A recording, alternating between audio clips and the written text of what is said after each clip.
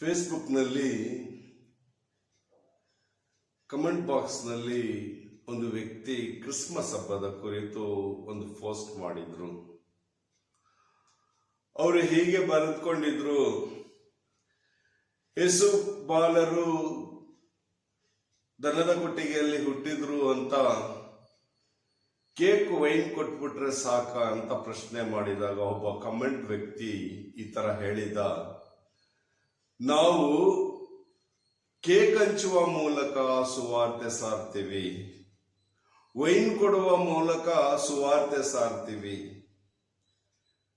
Facebook ನಲ್ಲಿ ಹಾಕಿದ ವ್ಯಕ್ತಿ ಹೇಳಿದ, ಕೇಕ್ ಕೊಡೋದ್ರಿಂದ ನಾವು ಸಾಕ್ಷಿಗಳಾಗ್ತೀವ ಎಂಬ ಪ್ರಶ್ನೆಗೆ ಉತ್ತರ ಕೊಟ್ಟ ವ್ಯಕ್ತಿ ಈ ರೀತಿ ಹೇಳಿದ, ಕೇಕ್ ಮೂಲಕ ನಾವು ಶುಭ ಸಂದೇಶ ಸಾರ್ತೀವಿ, ವೈನ್ ಮೂಲಕ ನಾವು ಶುಭ ಸಂದೇಶ ಸಾರ್ತೀವಿ.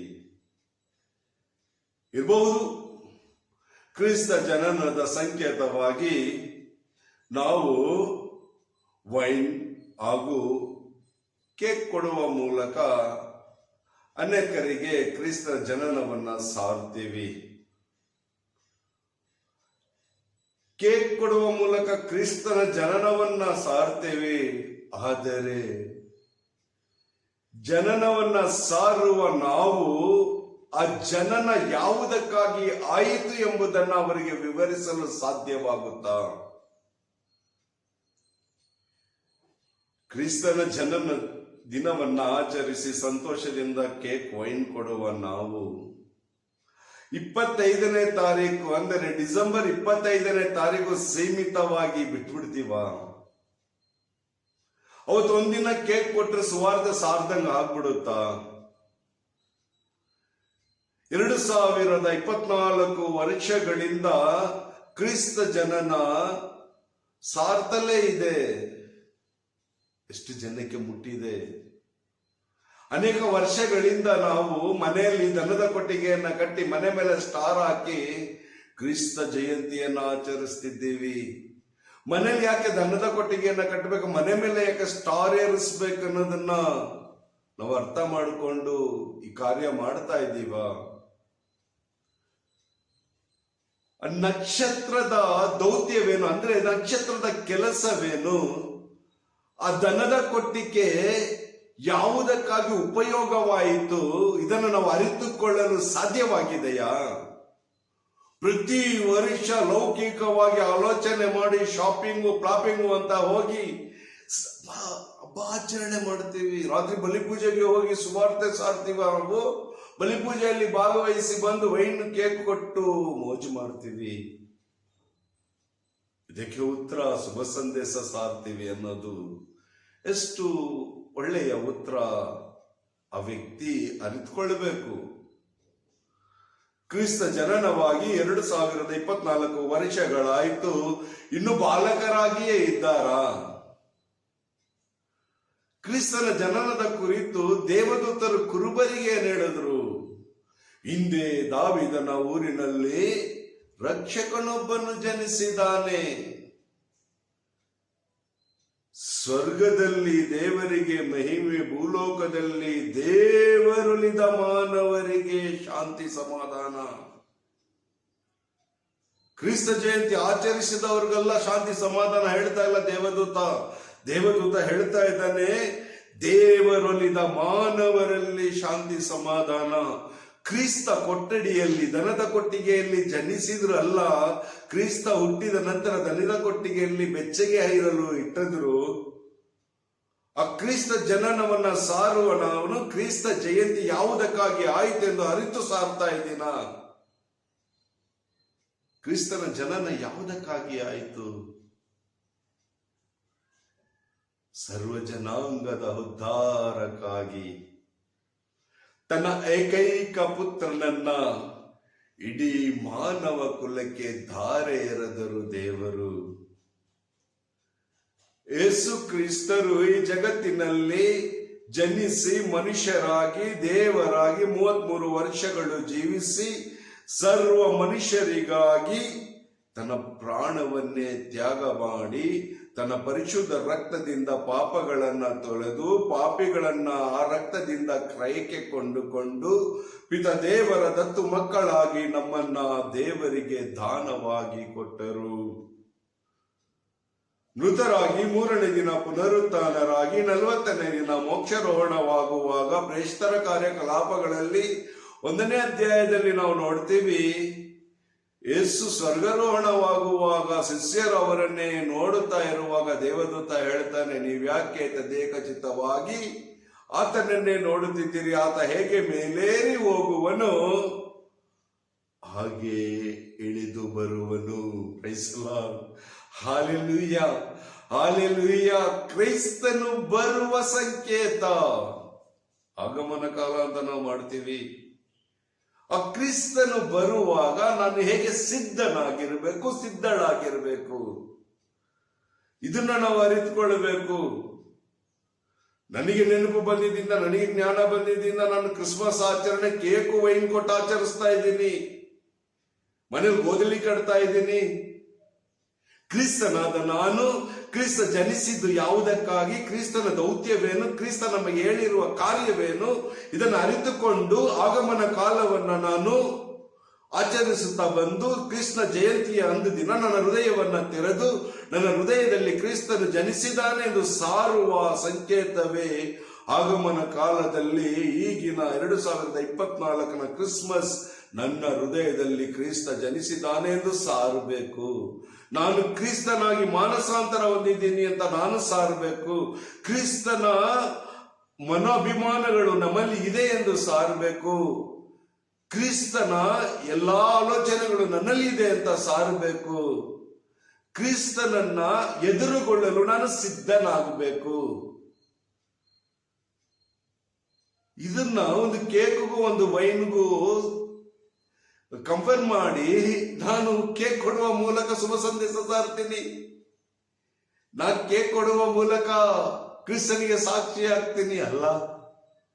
ಯಾವ ಪ್ರೇಷಿತನು ಕೇಕು ವೈನು ಕೊಟ್ಟು ಕ್ರಿಸ್ತನನ್ನ ಸಾರಲಿಲ್ಲ, ರಕ್ತ ಜೀವವನ್ನ ಕೊಟ್ಟು ಕ್ರಿಸ್ತನಿಗೆ ಸಾಕ್ಷಿಯಾದರು. ಯಾವುದು ಕ್ರೈಸ್ತಿಯ ಜೀವನ? ಮೇಲೇರಿ ಹೋದ ದೇವರು ಹಿಂತಿರುಗಿ ಬರ್ತಾರೆ, ಕಳ್ಳನಂತೆ ಬರುವೆನು, ಕಳ್ಳನಂತೆ ಬರುವನು. ದೇವರ ವಾಕ್ಯ ಹೇಳ್ತದೆ. ಆ ಬರುವ ರಾಜಾದಿರಾಜನು, ಮಹಿಮೆಯ ಅರಸನು, ನ್ಯಾಯಾಧಿಪತಿಯು, ನೀತಿವತಿಯೂ ಆದಂತ ಕ್ರಿಸ್ತನನ್ನ ಎದುರುಗೊಳ್ಳಲು ನಾನು ಸಿದ್ಧನಾಗುವುದೇ ಮುಖ್ಯವಾದ ಕಾರ್ಯ. ನನ್ನ ಮನೆ ಮೇಲೆ ನಾನು ನಕ್ಷತ್ರವನ್ನ ಕಟ್ಟುತ್ತೀನಿ ಅನ್ನೋದು ಪೇಪರ್ ನಕ್ಷತ್ರವಾಗಿರ್ಬೋದು, ನನ್ನ ಹೃದಯದ ನಕ್ಷತ್ರವಾಗಿರಬೇಕು. 3 ಜ್ಯೋತಿಷ್ಯರು ಯೇಸುವನ್ನ ಹುಡುಕಿ ಗೋದಲಿಗೆ ಹೋಗ್ಲಿಲ್ಲ, ಅರಮನೆಗೆ ಹೋದ್ರು. ಅರಮನೆ ಹತ್ರ ಹೋದಾಗ ನಕ್ಷತ್ರ ಕಾಣಲಿಲ್ಲ. ಅರಮನೆಯಿಂದ ಹೊರಗಡೆ ಬಂದಾಗ ಮತ್ತೆ ನಕ್ಷತ್ರ ಕಾಣಿತು.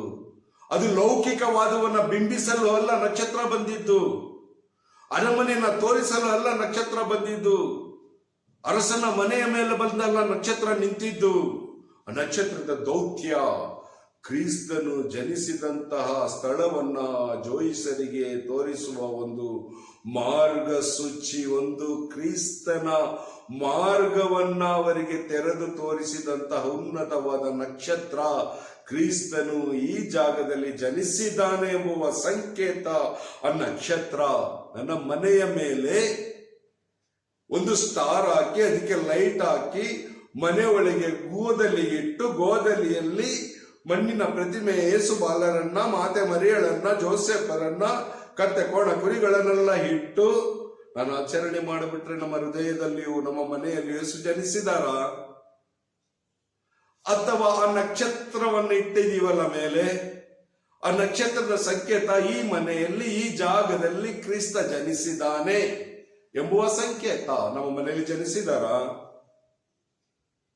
ಕ್ರಿಸ್ತ ಜನಿಸಿದಾರ? ಪ್ರಿಯರೇ, ಆಲೋಚಿಸಬೇಕು. ಆ 3 ಜೋಯಿಸರು ಬಂದು ವೈನು ಕೇಕ್ ತಿನ್ಲಿಲ್ಲ, ಅಥವಾ ಲೌಕಿಕವಾದವನ್ನ ಅವರು ಆಚರಣೆ ಮಾಡಲಿಲ್ಲ. ಕ್ರಿಸ್ತ ಯಾರೆಂಬುದನ್ನ ಆ ಗೋದಲಿಯಲ್ಲಿ ಇದ್ದವರಿಗೆ ಸಾರಿದರು. ಅರಸನಾಗಿ, ಪ್ರವಾದಿಯಾಗಿ, ದೇವರಾಗಿದ್ದಾರೆ ಎಂಬುದನ್ನ ಅವರು ಕೊಡುವ ಕಾಣಿಕೆಗಳ ಮೂಲಕ ಜಗಕ್ಕೆ ಸಾರಿದರು.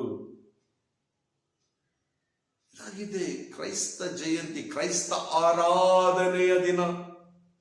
ಇದ ದೇವರು ಮನುಷ್ಯನಾಗಿ ಧರೆಗೆ ಬಂದಾಗ ಆತನನ್ನು ಆರಾಧಿಸಿದ ಈ ಮೂರು ರಾಯರು ಒಬ್ಬ ಅರಸನಾಗಿ, ಒಬ್ಬ ಪ್ರವಾದಿಯಾಗಿ, ಇನ್ನೊಬ್ಬ ದೇವರಾಗಿ, ಪರಮತತ್ವ ದೇವರಿಗೆ ಅವರದೇ ಆದಂತ ಕಾಣಿಕೆಯನ್ನ ಕೊಟ್ಟು ಆತನನ್ನ ಆರಾಧನೆ ಮಾಡಿದ ದಿನವೇ ಕ್ರಿಸ್ಮಸ್, ಕ್ರಿಸ್ತ ಜನನ. ಅರ್ಥ ಮಾಡಿಕೊಳ್ಬೇಕು ಪ್ರಿಯರೇ. ಇನ್ನೆಷ್ಟು ಕಾಲ ನಾವು ಹೀಗೆ ಗೋದಲ್ಲಿ ಕಟ್ಟುತ್ತಾ, ನಕ್ಷತ್ರ ಏರಿಸ್ತಾ, ಕೇಕು ವೈನು ಕೊಡ್ತಾ, ನಮಗೆ ಪರಿಚಯ ಆದವರಿಗೆ ಸಹಾಯ ಮಾಡ್ತೀವಿ. ಹೇಗೆ? ನನ್ನ ಟೀಮಲ್ಲಿ ಇರೋರಿಗೆ ನಾನು ಕಂಬಳಿ ಕೊಡ್ತೀನಿ, ನನ್ನ ಟೀಮಲ್ಲಿ ಇರೋರಿಗೆ ನಾನು ಸಹಾಯ ಮಾಡ್ತೀನಿ. ನಿನ್ ಟೀಮಲ್ಲಿ ಇರೋರಿಗೆ ನೀನು ಸಹಾಯ ಮಾಡಿದ್ರೆ ಸ್ವಾರ್ಥ ಕಣೆಯ. ನೀನು ಸಹಾಯ ಮಾಡಿದ ವ್ಯಕ್ತಿಗಳು ಮತ್ತೆ ನಿನಗೆ ಸಹಾಯ ಮಾಡದೇ ಇರಬೇಕು.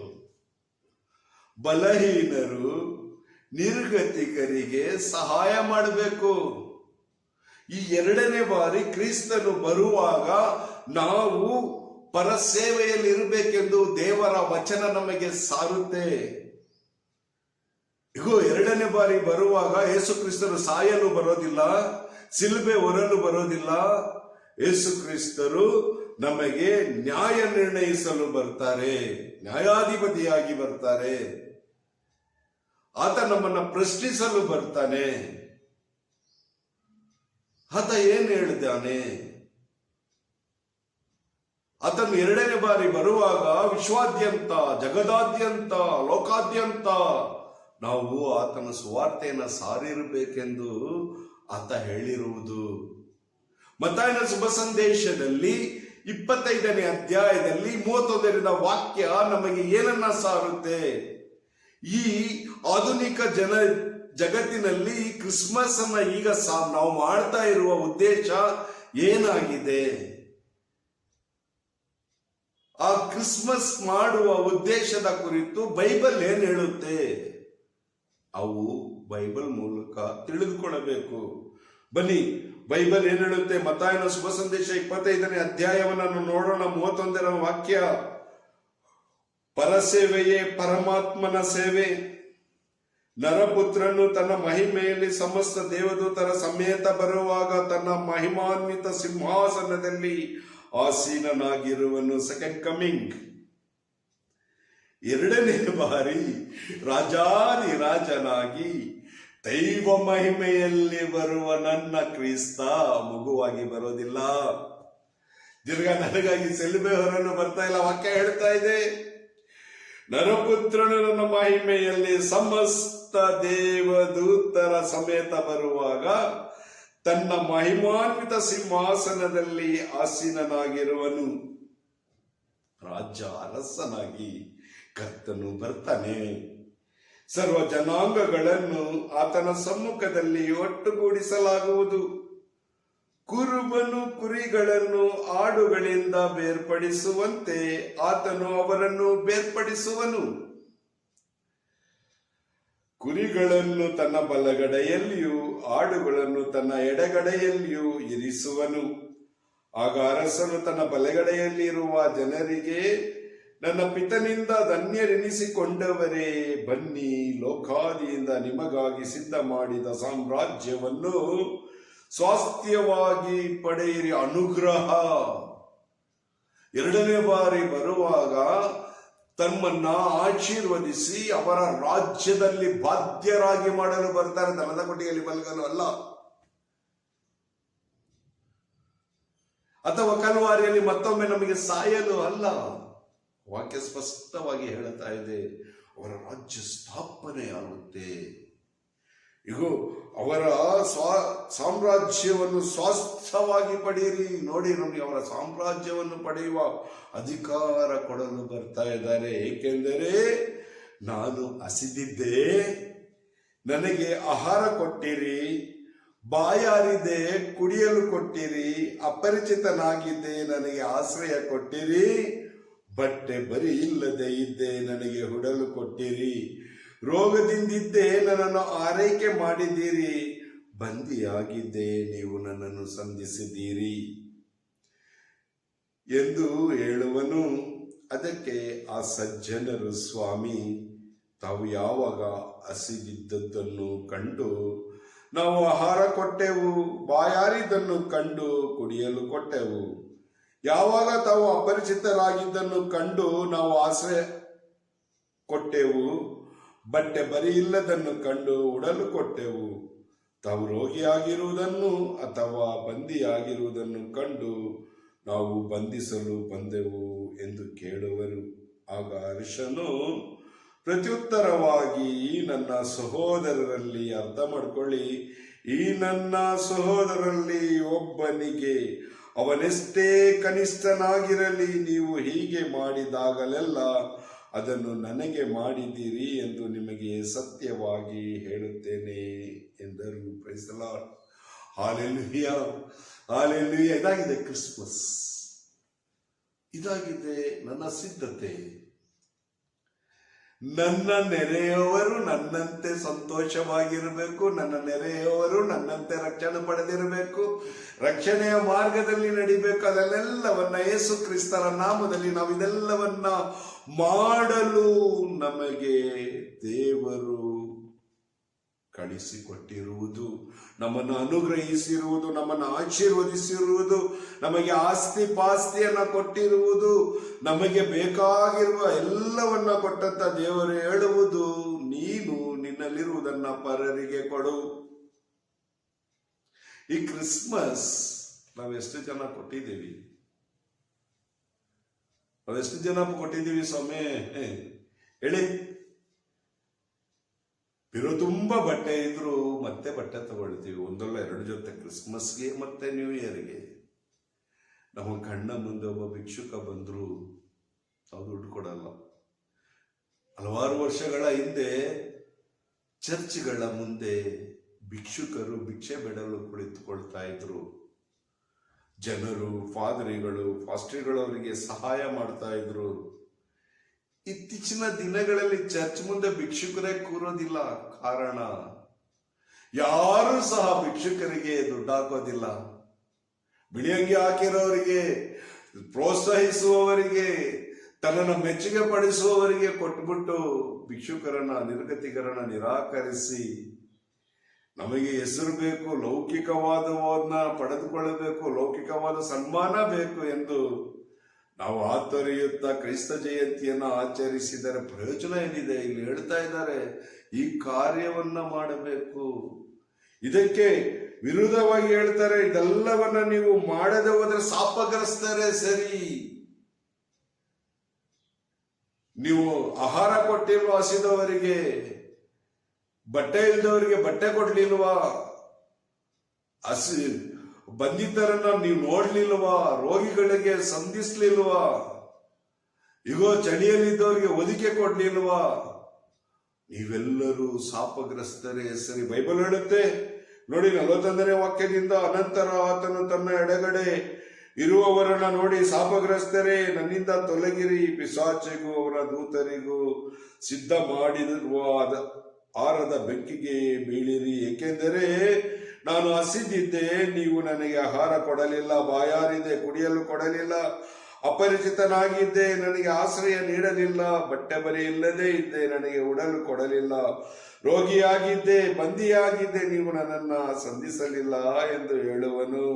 ಅದಕ್ಕೆ ಅವರು ಕೂಡ, ಸ್ವಾಮಿ, ತಾವು ಯಾವಾಗ ಹಸಿದಿದ್ದೀರಿ, ಬಾಯಾರಿದ್ದೀರಿ, ಅಪರಿಚಿತರಾಗಿದ್ದೀರಿ, ಯಾವಾಗ ಬಟ್ಟೆ ಬರೆ ಇಲ್ಲದಿದ್ದೀರಿ, ರೋಗಿಯಾಗಿದ್ದೀರಿ ಮತ್ತು ಬಂದಿಯಾಗಿದ್ದೀರಿ, ಮತ್ತು ನಾವು ಅದನ್ನು ಕಂಡು ನಿಮಗೆ ಉಪಕಾರ ಮಾಡದೆ ಹೋದೆವು ಎಂದು ಪ್ರಶ್ನಿಸುವ. ಅದಕ್ಕೆ ಪ್ರತ್ಯುತ್ತರವಾಗಿ ಅರಸನು, ಇವರಲ್ಲಿ ಒಬ್ಬನಿಗೆ, ಅವನೆಷ್ಟೇ ಕನಿಷ್ಠನಾಗಿರಲಿ, ನೀವು ಹಾಗೆ ಮಾಡದೆ ಹೋದಾಗ ಇದನ್ನು ನನಗೆ ಮಾಡಲಿಲ್ಲ ಎನ್ನುವನು.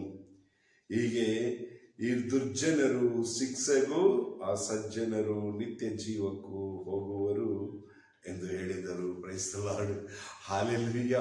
ಬೈಬಲ್ ಎತ್ಕೊಂಡು ಮನೆ ಮನೆಗೆ ಹೋಗಿ ಸಾರಿದ್ರೆ ಅಲ್ಲ ನಿತ್ಯ ಜೀವ. ಬೈಬಲ್ ತಗೊಂಡು ಉಪವಾಸ ಇದ್ದೀನಿ, ಪ್ರಾರ್ಥನೆ ಮಾಡ್ತೀನಿ ಅಂದ್ರೆ ಅಲ್ಲ ನಿತ್ಯ ಜೀವ. ಪ್ರೀತಿಸ್ರಿ, ಇಲ್ಲದೆ ಇರುವವರಿಗೆ ಇರುವವರಾಗಿರುವ ನೀವು ಕೊಡ್ರಿ, ಇರೋರಿಗೆ ಕೊಡ್ಬೇಡ್ರಿ. ಅದು ಅಸಮಭಾಗನ ಯಾರು ಕೊಡ್ತಾ ಇದ್ದೀರಾ ನೀವು? ತಂದೆಯಿಂದ ನಿರಾಕರಿಸಲ್ಪಟ್ಟು ಕುಟುಂಬದಲ್ಲಿ ಲೇವಿಗೆ ಯಾವುದನ್ನು ಕೊಡಬಾರದು ಎಂದು ಆಶೀರ್ವಾದದ ಬದಲು ಶಾಪ ಆಗ್ತಾನೆ ಜನ್ಮ ಕೊಟ್ಟ ತಂದೆ ಯಾಕೋಬ. ಈ ಭೂಮಿಯಲ್ಲಿ ಲೇವಿಗೆ ಏನೂ ಇರೋದಿಲ್ಲ ಸ್ವಂತ ಎಂದು ಧರ್ಮೋಪದೇಶ ಕಾಂಡದಲ್ಲಿ 8ನೇ ಅಧ್ಯಾಯದಲ್ಲಿ ನಾವು ನೋಡ್ತೀವಿ. 10ನೇ ವಾಕ್ಯದಲ್ಲಿ ಈ ಲೇವಿಯನ್ನ ದೇವರು ತನ್ನ ಮಕ್ಕಳೆಂದು ಆರಿಸಿಕೊಳ್ತಾರೆ. ಇವ್ರಿಗೇನು ಇಲ್ಲ, ಅಪ್ಪನ ಆಸ್ತಿ ಇಲ್ಲ, ಈ ಭೂಮಿಯಲ್ಲಿ ನಾನು ಏನು ಕೊಟ್ಟಿಲ್ಲ, ಆದ ಕಾರಣ ನನ್ನ ಆಲಯದಲ್ಲಿ ಇವರು ಕಾರ್ಯ ಮಾಡ್ತಾರೆ, ಇವ್ರಿಗೇನು ಇಲ್ಲ, ನನ್ನ ಹೆಸರಿನಲ್ಲಿ ಇವ್ರಿಗೆ ಕೊಡ್ರಿ. ನಿಮಗೆ ಕೊಟ್ಟಂತ ಆಸ್ತಿ ಪಾಸ್ತಿಯಲ್ಲಿ ಕುರಿ ದನಗಳಲ್ಲಿ 10ನೇ ಒಂದು ಭಾಗ ಚೊಚ್ಚಲುಗಳನ್ನ ಈ ಲೇವಿಯರಿಗೆ ಕೊಡ್ರಿ, ಆ ಲೇವಿಯರ ವಂಶವೂ ಬೆಳೆಯಲಿ ಎಂದು ಈ ದಶಮ ಭಾಗ ಸ್ಥಾಪನೆಯಾಗಿದ್ದು.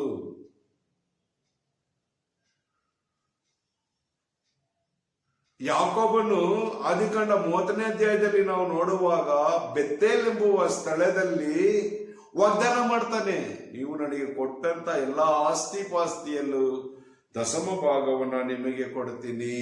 ಯಾಕೋಬ ಅಲ್ಲಿ ದೇವರೆಲ್ಲ ಕಟ್ಟಳೆ ಇಟ್ಟಿದ್ದು.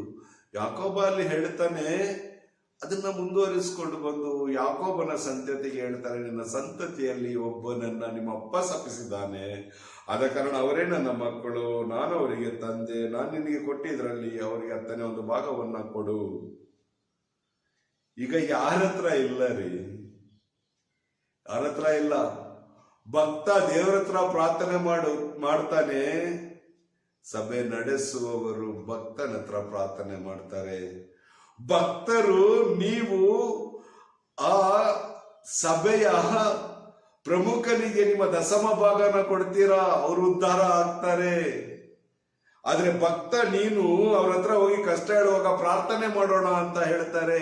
ಅರ್ಥ ಮಾಡ್ಕೊಳ್ಳಿ, ನೀವು ಪ್ರಾರ್ಥನೆ ಮಾಡೋದಲ್ಲಿ, ಅವರು ಪ್ರಾರ್ಥನೆ ಮಾಡೋದಲ್ಲಿ, ದೇವರಲ್ಲಿ ನಿರ್ಗತಿಗನೆಯಲ್ಲಿ ಪ್ರಾರ್ಥನೆ ಮಾಡ್ತಾನೆ, ಭಿಕ್ಷುಕನು ಯಾರ ಹತ್ರ ಪ್ರಾರ್ಥನೆ ಮಾಡ್ತಾನೆ, ಹಸಿದವನು ಯಾರ ಹತ್ರ ಪ್ರಾರ್ಥನೆ ಮಾಡ್ತಾನೆ, ರೋಗಿ ಯಾರ ಹತ್ರ ಪ್ರಾರ್ಥನೆ ಮಾಡ್ತಾನೆ, ಸೆರೆಗೋದವನು ಯಾರ ಹತ್ರ ಪ್ರಾರ್ಥನೆ ಮಾಡ್ತಾನೆ, ಅವನು ದೇವ್ರ ಹತ್ರ ಪ್ರಾರ್ಥನೆ ಮಾಡ್ತಾನಲ್ವ. ಅವನು ದೇವ್ರ ಹತ್ರ ಪ್ರಾರ್ಥನೆ ಮಾಡುವಾಗ ದೇವರು ನಿನಗೆ ಕೊಟ್ಟಿದ್ದಾರೆ, ನೀನು ಅವನಿಗೆ ಕೊಡು. ತನ್ನ ಏಕ ಪುತ್ರನನ್ನ ನಿನಗೆ ದಾರೆ ಎರಿಲಿಲ್ವ ತಂದೆ ದೇವರು? ಆ ಏಕಪುತ್ರ ನನಗಾಗಿ ನಿನಗಾಗಿ ಮನುಷ್ಯನಾಗಿ ಬರಲಿಲ್ವಾ? ಆ ಏಕಪುತ್ರರಾದ ಪ್ರಭು ಕ್ರಿಸ್ತರು ನನಗಾಗಿ ನಿನಗಾಗಿ ಶಿಲುಬೆ ಮೇಲೆ ಕಡೆಯ ತೊಟ್ಟು ರಕ್ತ ಇರುವವರೆಗೂ ನನ್ನ ರಕ್ಷಣೆಗಾಗಿ ಹೋರಾಟ ಮಾಡಿ ಕಡೆಯ ತೊಟ್ಟು ರಕ್ತ ಈ ನೆಲದ ಮೇಲೆ ಬೀಳುವವರೆಗೂ ತಂದೆ ದೇವರ ಮುಂದೆ ನನಗಾಗಿ ನಿನಗಾಗಿ ಪ್ರಾರ್ಥಿಸಿ ತನ್ನ ಜೀವವನ್ನೇ ದಾರೆ ಎರೆದ ದೇವರು ಹೇಳ್ತಾ ಇದ್ದಾರೆ, ನಿನಗೆ ಕೊಟ್ಟಿರುವುದನ್ನ ಪರರಿಗೆ ಕೊಡು, ನಿನ್ನಲ್ಲಿರೋದನ್ನ ಪರರಿಗೆ ಹಂಚು, ಇದು ಹಂಚು, ನೀನು ಕೊಟ್ಟು ನೋಡು, ನಾನು 2ನೇ ಬಾರಿ ಬರುವಾಗ ನನ್ನ ಮಹಿಮೆಯಲ್ಲಿ ನೀನು ಭಾಗ್ಯಸ್ಥಳಾಗಿರುವೆ, ನೀನು ನನ್ನವನು ನನ್ನವಳು ಎಂದು ದೇವರು ಹೇಳ್ತಾರೆ. ಇದು ಕೊಡುವಾಗ ಅನಾಥರಿಗೂ, ನಿರ್ಗತಿಕರಿಗೂ, ವಿಧವೆಯರಿಗೂ, ಹಸಿದವರಿಗೂ, ಯಾರೇ ಆಗಿರ್ಬೋದು, ಬಲಹೀನರಿಗೆ ನೀವು ಕೊಟ್ಟು ಕ್ರಿಸ್ತನ ಹೆಸರಿನಲ್ಲಿ ಈ ಒಂದು ವಿಶೇಷವಾದ ದಿನವನ್ನ ಆಚರಿಸಿದ್ದಲ್ಲಿ ಪ್ರಿಯರೇ ನಿಜವಾದ ಕ್ರಿಸ್ಮಸ್. ಆ ರೀತಿ ಕ್ರಿಸ್ಮಸ್ ಆಚರಣೆ ಮಾಡಿ ಬಡಬಗ್ಗರಿಗೆ ಸಹಾಯ ಮಾಡಿ, ಬಡವರಿಂದ ಕಿತ್ತುಕೊಳ್ಳದೆ ಬಡವರಿಗೆ ದಾನ ಮಾಡಿ, ಬಡವರ ಕಣ್ಣೀರನ್ನು ಒರೆಸಿದ ಪ್ರತಿಯೊಬ್ಬ ದೇವ ಮಕ್ಕಳಿಗೆ ದೇವರ ಅನುಗ್ರಹವು, ಆಶೀರ್ವಾದವು ನಿತ್ಯ ನಿರಂತರ ದೊರಕಲಿ. ದೇವರು ಹೇಳಿದ ಆ ಒಂದು ಉನ್ನತವಾದ ಕಾರ್ಯದಲ್ಲಿ ನಾವೆಲ್ಲರೂ ಭಾಗಿಯಾಗೋಣ. ಉಳ್ಳವರಿಗೆ ಅಲ್ಲ, ಇಲ್ಲದವರಿಗೆ ಕೊಡುವಂತಾಗಲಿ. ಇರುವ ಮಿನಿಸ್ಟ್ರಿಗಳಿಗೆ ಅಲ್ಲ, ಇಲ್ಲದೆ ಇರುವ ಬಡ ಮಿನಿಸ್ಟ್ರಿಗಳನ್ನು ಉದ್ಧಾರ ಮಾಡಿ ಅದರ ಮೂಲಕ ಬಡವರಿಗೆ ಸೇವೆ ಮಾಡುವ ಕಾರ್ಯ ನಮ್ಮದಾಗಲಿ. ಆ ಬಡವರಿಗೆ ನಾವು ನಮ್ಮ ಕೈಯಲಾದ ಸಹಾಯ ಮಾಡುವ ಮೂಲಕ ಕ್ರಿಸ್ತನ ಸಂದೇಶವನ್ನ ಸಾರುವವರಾಗೋಣ. ಬರೀ ಕೇಕ್ ವೈನಿಂದ ಅಲ್ಲ, ಅದು ನಿಮ್ಮ ಇಷ್ಟ.